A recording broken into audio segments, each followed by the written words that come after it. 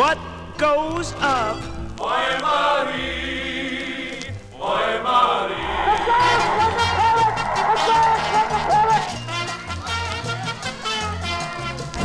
Deep in the heart of Texas.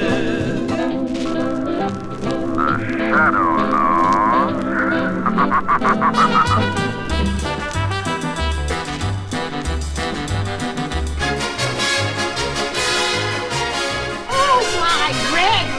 I bet it's Manischewitz. No, lady. I buy strictly American. Time now for spinning my dad's vinyl. Here with all his skips, scratches, and pops is my dad, Frank Vaccarello. Thanks, sweetie. And thank you for tuning in to episode 188 of Spinning My Dad's Vinyl. Let's go back to some of the big band and early swing my dad used to listen to a lot. And this record is a real find because of the two main musicians.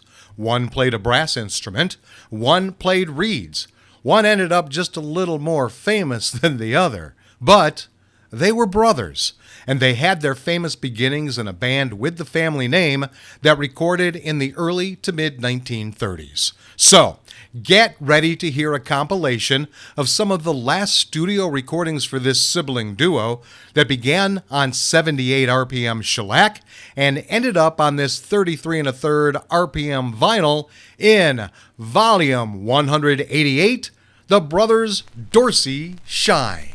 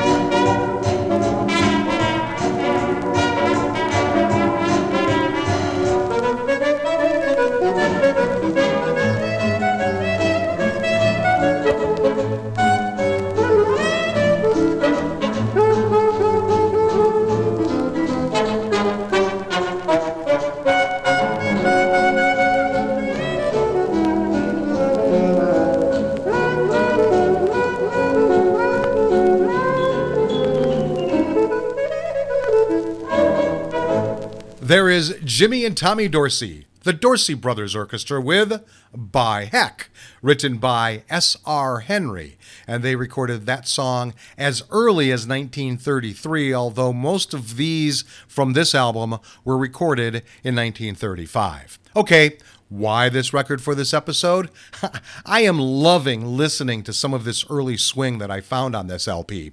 As you'll hear when I read the liner notes, the recordings used on this compilation were produced with new, higher quality recording equipment, which I feel makes the sound fuller and richer. They were recorded just before the brothers got into a fight that ended the band except for a couple of reunion tours years later. And I guess it's just a nice, clean, early jazz sound. So, next up, one of my favorite Billie Holiday tunes.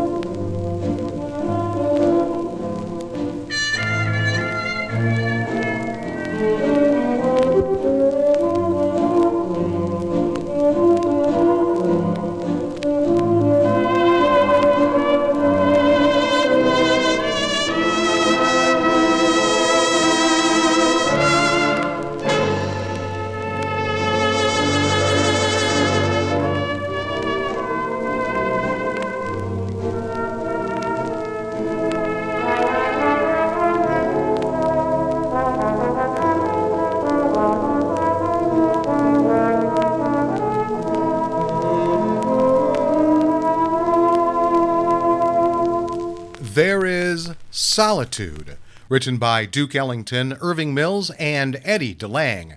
By the way, that song was recorded 541 times, and my favorite being Billie Holiday's version, which she recorded in 1941. Okay, let me tell you about my dad's vinyl I have chosen for this episode. The Dorsey Brothers Original Orchestra, Their Shining Hour. It's on the Design Records label number DLP20. It's a vinyl LP compilation mono format. It was released in 1957, and its genre is jazz. Now, we will play 7 of the 11 songs from this album. I found the liner notes interesting, so I'm going to read them all here. How do you establish greatness in the popular music field? Probably the most accurate yardstick is lasting quality. Music comes and music goes, but the music of the great composers lives on. Orchestras come and orchestras go, but the music of the truly great musical organizations will live on forever. Coming generations will still play the music of Glenn Miller, Benny Goodman, and Tommy and Jimmy Dorsey, unique in an industry where competition is a key word.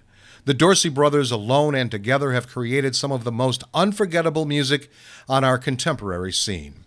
Only in the Lombardo brothers do we have room for comparison, and here we find that Carmen and Liebert have been members of Guy's orchestra for years.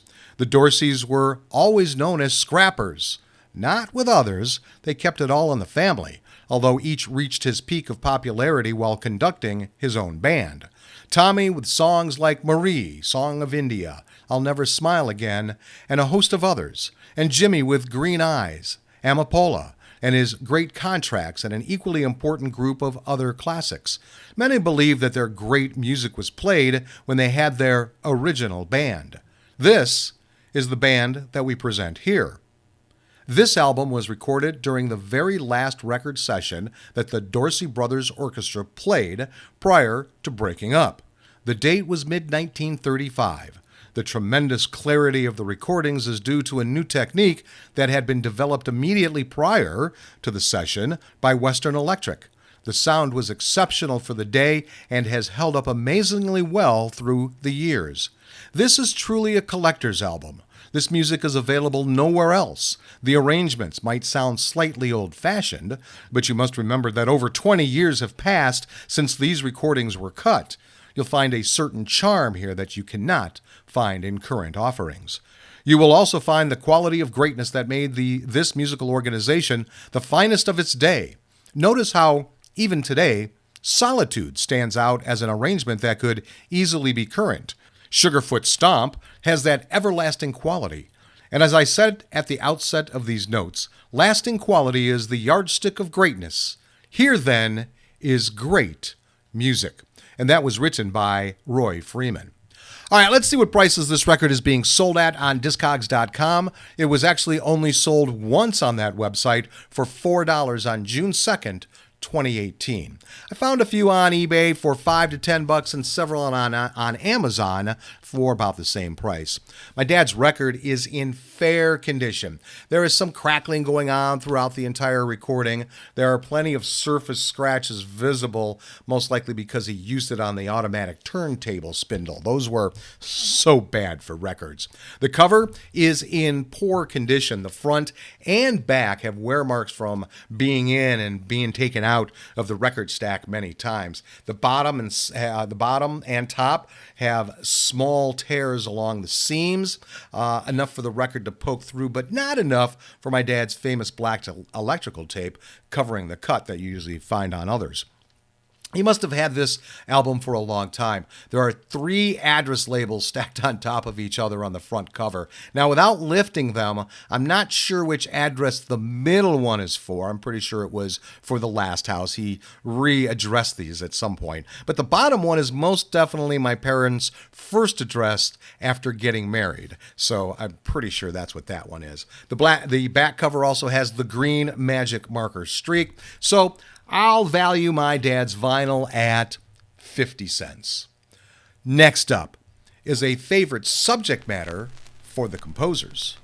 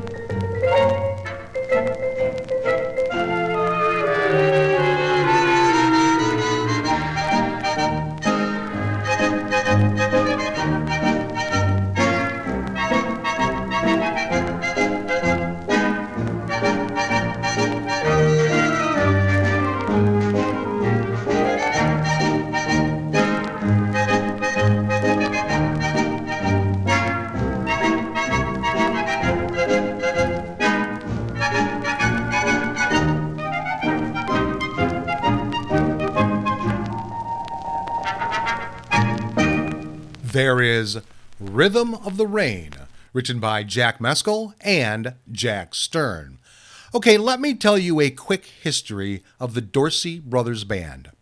The Dorsey Brothers were an American studio dance band led by Tommy and Jimmy Dorsey. They started recording in 1928 for OK Records. After recording for a handful of dime store labels as well as Brunswick Records, they signed to Decca in 1934, formed a touring band with Tommy as frontman, and a rather unusual lineup of 1 trumpet, 3 trombones, 3 saxes, and 4 rhythm. The band performed live mainly in the New England area, with acrimony between the brothers steadily building up until a definitive falling out between Tommy and Jimmy over the tempo of I'll Never Say Never Again in May 1935, after which Tommy walked off the stage.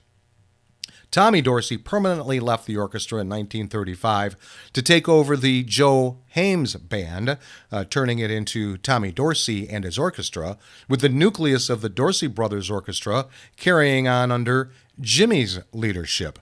The Dorseys reunited on March 15, 1945, to record a V-disc at Latercrans Hall in New York City. That was during the recording ban, but doing that for veterans and military was a way bands got around that recording ban. Released in June 1945, the disc contained More Than You Know and Brotherly Jump. The songs were performed by the combined orchestras of Jimmy and Tommy Dorsey. They reunited again in 1947 for the film The Fabulous Dorseys. In 1950, Jimmy disbanded his orchestra and joined Tommy's band on a permanent basis. In 1996, the U.S. Postal Service issued a commemorative postage stamp in honor of Jimmy Dorsey and Tommy Dorsey. Next up, another lovely melody.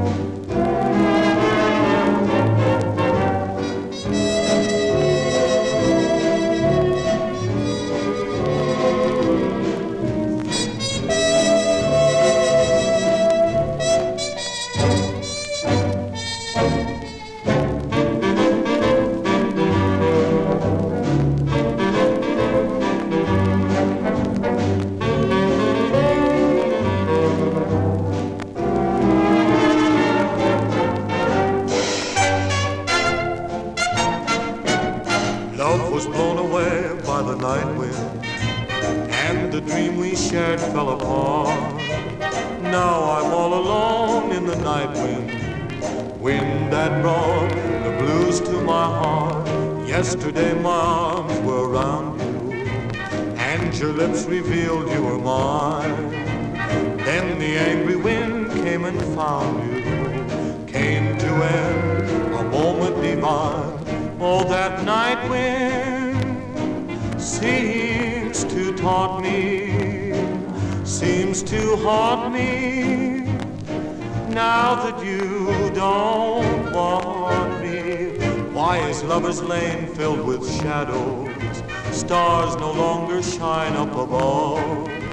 I'll be waiting there in the shadows till that night wind brings back my love.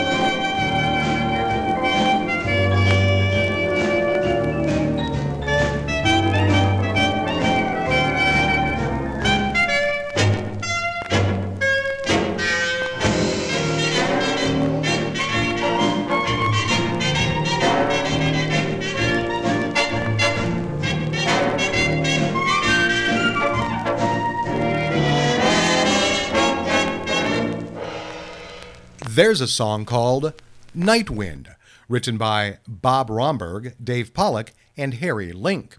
So let me quickly introduce you to each brother.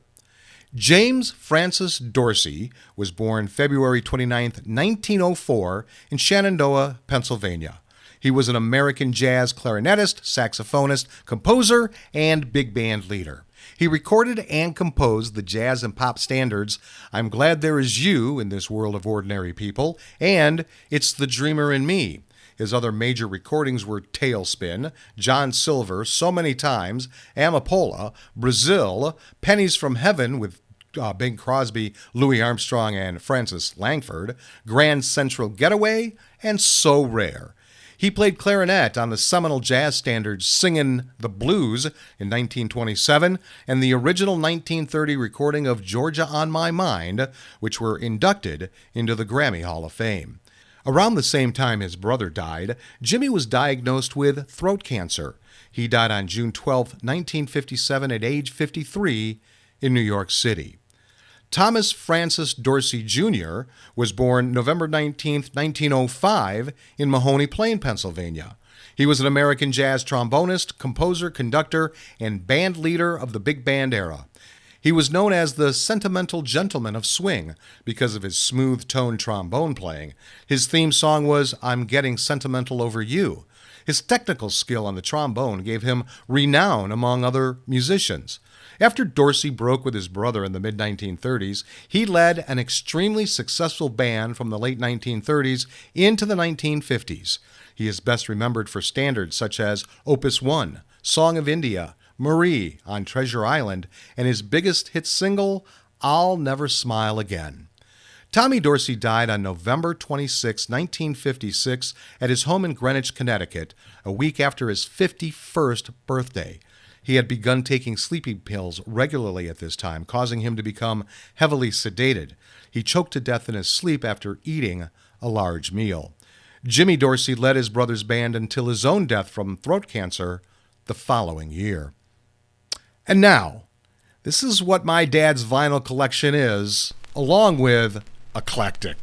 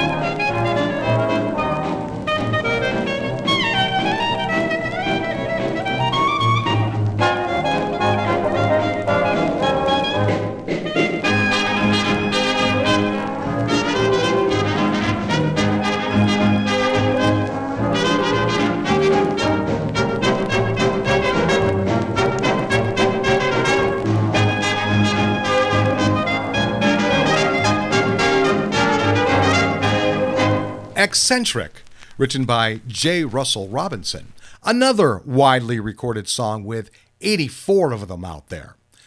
Time now for this episode's interesting side note, and it has to do with musical siblings.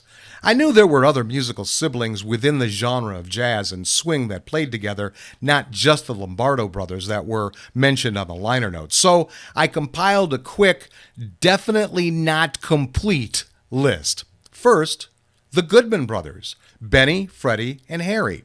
Benny Goodman, known as the King of Swing, he was a renowned clarinist and band leader and probably one of the most famous swing band leaders there ever was. Freddie Goodman played bass, trumpet, and occasionally joined Benny's bands. Harry Goodman played bass and tuba and was a member of Benny's early bands. The Montgomery brothers, Wes, Monk, and Buddy. Wes Montgomery, one of the greatest jazz guitarists. Monk Montgomery played bass and was one of the pioneers of the electric bass. Buddy Montgomery played piano and vibes. The three brothers occasionally performed together, especially in the early stages of their careers. The Adderley brothers, Cannonball and Nat. Cannonball Adderley, a highly influential alto saxophonist, and Nat Adderley, a noted cornet and trumpet player. They often played together, notably in the Cannonball Adderley Quintet. The Lombardo brothers, as we mentioned before, Guy, Carmen, Liebert, and Victor. Guy Lombardo, leader of the band, played violin and was the most prominent figure in the group. Carmen Lombardo played saxophone and was also a vocalist and composer for the band. Liebert Lombardo played trumpet. Victor Lombardo played saxophone and clarinet. They played together in the band Guy Lombardo and his Royal Canadians, known for their smooth, danceable style and famous New Year's Eve's broadcasts. And there are two notable famous sister singing trios, the Boswell sisters, Martha, Connie, and Helvetia, or Vet. The Boswell sisters were a vocal group that significantly impacted the era with their harmonies and performances with top big bands. And the more famous Andrew sisters, Laverne, Maxine, and Patty.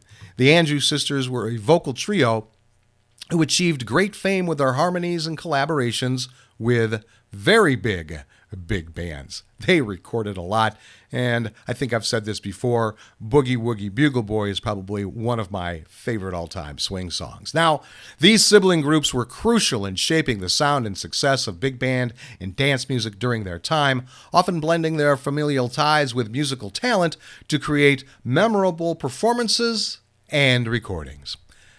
Next up, a song made popular by the composers of it.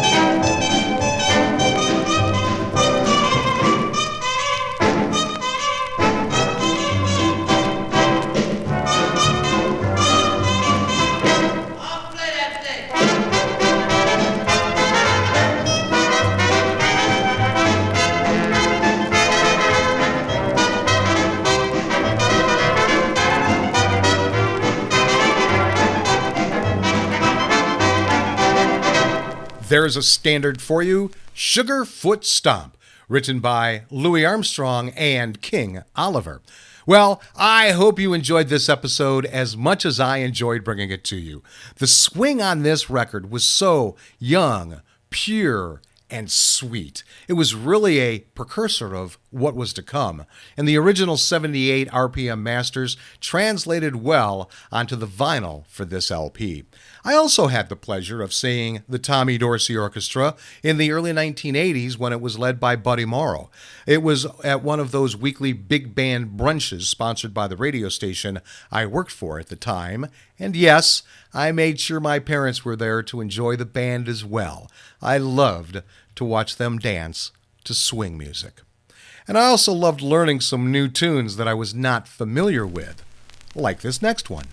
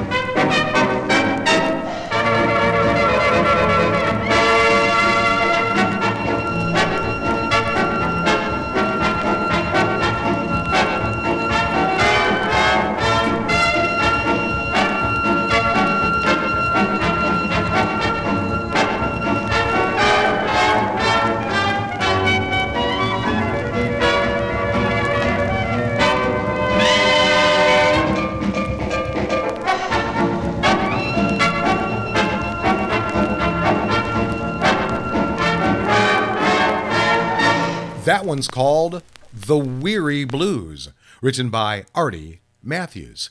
And there you have selections from a collection of songs performed by one of the most famous brothers in musical history. So thanks for tuning into volume 188, Brothers Dorsey Shine, however you did. If you want more information about this show, head over to spinningmydadsvinyl.com. I'll be back next week with all my skips, scratches, and pops for volume 189, Jim's Java. Until then, Go with the flow, my friends.